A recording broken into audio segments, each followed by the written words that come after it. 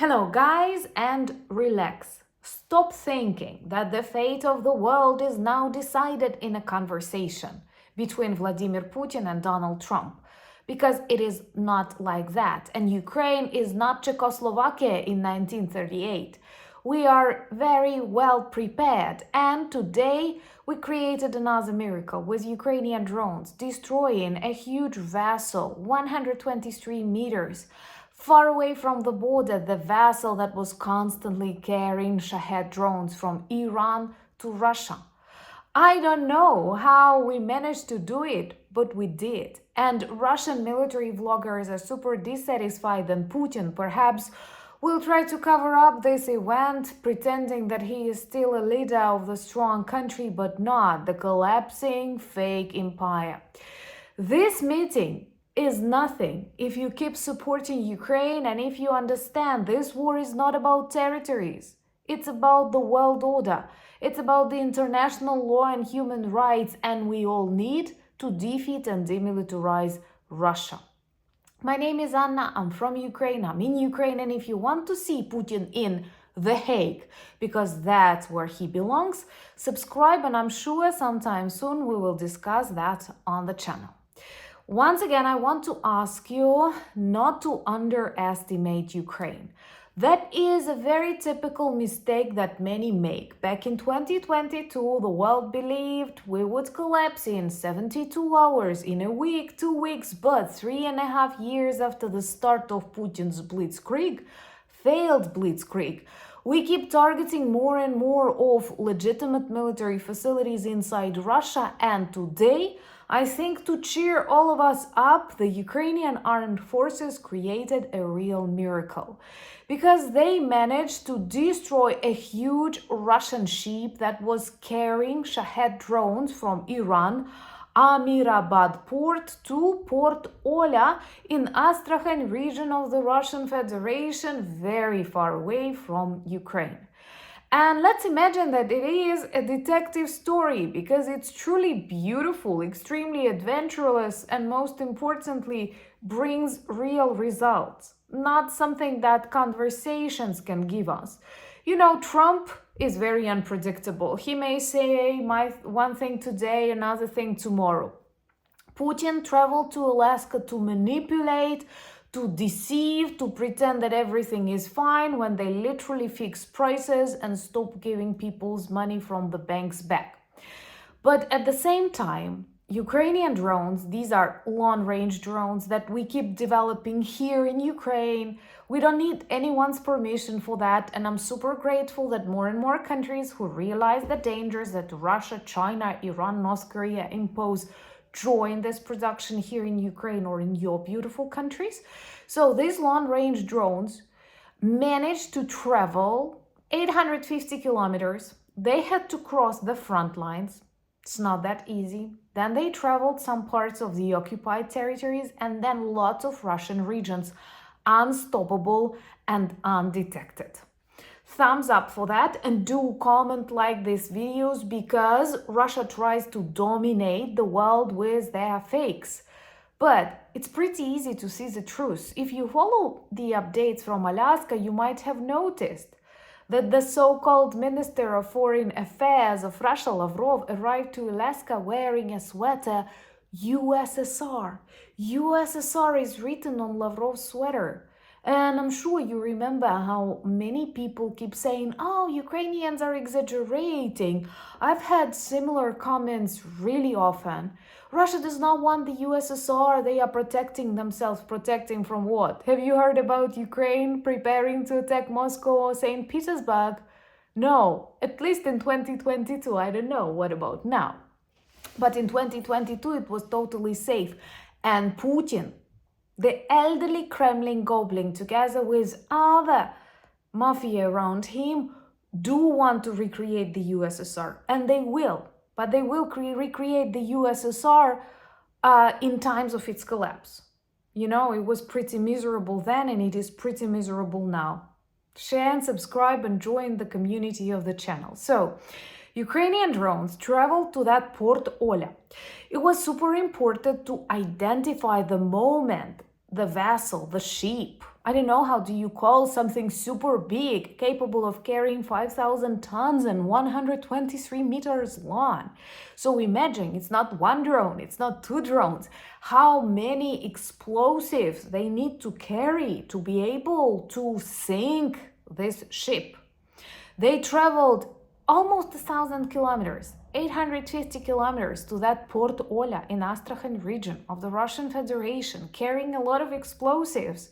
And Russians did not notice that because they are the second strongest army in Russia after the Ukrainian army. Iran is another ally of Russia that keeps supplying them with Shahed drones. And that is another proof that those of you who are afraid of the said world war might have failed to notice that that world war has already started. Russia is fighting against Ukraine with North Korean soldiers on the front lines, real boots on the ground. I've had a lot of Ukrainian allies saying, boots on the ground, boots on the ground. No boots on the ground of the European soldiers and lots of boots of the North Korean soldiers. We have China fighting against us, we have Iran fighting against us, and I'm sure many other regimes that fuel Russian military machine with their dirty money. So this Port Olya-4 ship traveled from Amirabad to Port Olya. They are not very creative with the names of the ports and the names of the ships, but to Astrakhan. And it's a really long way. Actually, this ship was working for the Russian army since 2021, a lot of really bad cargoes. And it takes a long route, like in general, and it's super important to get this intelligence data to be able to see, to identify. And first, it logged on the 1st of August in Iran, then on the 12th of August in Azerbaijan. And I see that Azerbaijan supports Ukraine more and more, especially after Russian drones targeted some Azerbaijani companies here in Ukraine, and after Azerbaijan and Armenia sensed the weakness of the Kremlin, signed the peace treaty. They do know Russia is the weakest ever, so it's not the time to appease them. And I'm so grateful. I'm so grateful to all the people of the United States who speak against this humiliating meeting between the representatives of the White House and the representatives of the bloody Kremlin on the American soil. All my love and gratitude to people who went out with Ukrainian flags and posters in Alaska. This means a lot, and believe me, it's all over Ukrainian internet. If you're not changing the policy of Donald Trump, maybe you will influence it tomorrow. You know, he's very, very unstable. But millions of Ukrainians watch you, and you add us strength. You add us confidence. We are very grateful for that. So after that, we fixed like the presence of that ship in Azerbaijan, and then it reached the shores of Astrakhan, of Port Olya. It stayed there, and it still means that the drones are no ordinary. They use some kind of AI or something else because it's difficult to control them like 1,000 kilometers away. So they were able to detect that vessel and to target it. And once again, this is not one drone. This has to be a lot, with lots of explosives, because we destroyed 123-meter vessel full of Iranian Shahed drones, prepared to destroy Ukrainian lives. And it's not just the destruction of that cargo that is beautiful, but of the vessel itself. Russia does not have that many ships operating. We've destroyed their Black Sea fleet. Donald Trump, remember about that. We've made Russia a no-fly zone. Donald Trump, remember about that. Russia cannot give back deposits. They have to fix prices. The inflation is insane. Russia is the weakest ever, and I pray and I hope and I sense that nothing can save this evil empire from the dissolution. And the dissolution of the Russian Federation is the natural process. For it not to become dangerous, all we have to do is to be aware and to control this process when it begins. All empires, as you might remember from the history books of the 19th and 20th century, collapse really quickly after a number of triggers work. Russian Empire collapsed twice, but not to the end. First, at the beginning of the 20th century, then after the dissolution of the USSR, and it is preparing to do that now. And I hope the debris will be same destructive as the debris of the Ukrainian drones, because you know what makes Russian military vloggers super disappointed? And these are not good Russians. There are no good Russians as a category. Maybe there are some personalities, but in general there are no. So Russian vloggers are super dissatisfied because they can see there are photos and videos of that Port Olya sinking. And Russian governors, authorities, military experts keep saying these are debris of the Ukrainian drones. Can you imagine how strong our drones are if just the debris are able to sink 123-meter vessel? Personally, I don't care where these drones are just debris. I'm super satisfied with the effect.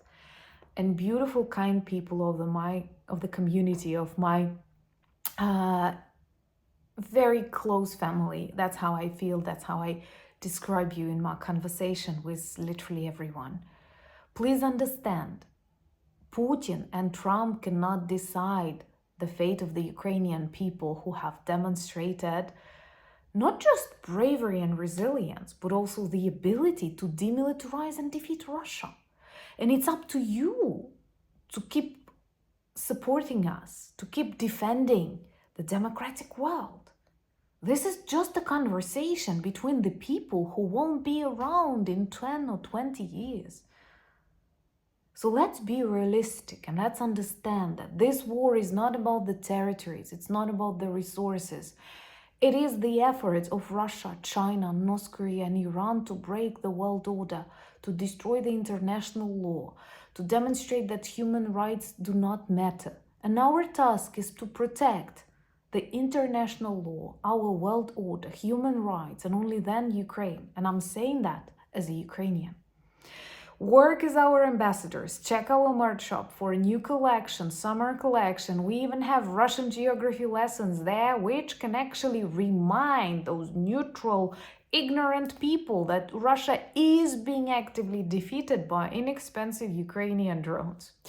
Follow me on X, Blue Sky, Threads, Instagram, Discord. This is super, super important, and this helps fight Russian lies that are dangerous not just for our country, but for your countries too, even if you are across a beautiful ocean.